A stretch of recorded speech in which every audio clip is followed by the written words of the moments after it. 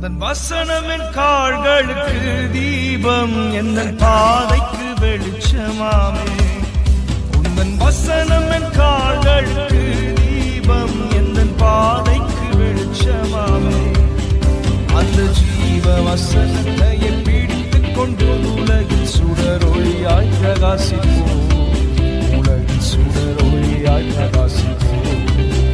அந்த ஜீவ வசனத்தை பிடித்துக் கொண்டு உலகில் சுடரொளியாய் பிரகாசிப்போம், உலகில் சுடரொளியாய் பிரகாசிப்போம்.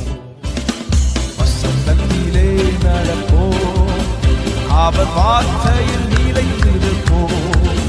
கர்த்தர் வரும் வரை வழுவாது காத்துக் கொள்ளும், அவர் கிருபை போதும் என்போம், அவர் கிருபை போதும் என்போம்.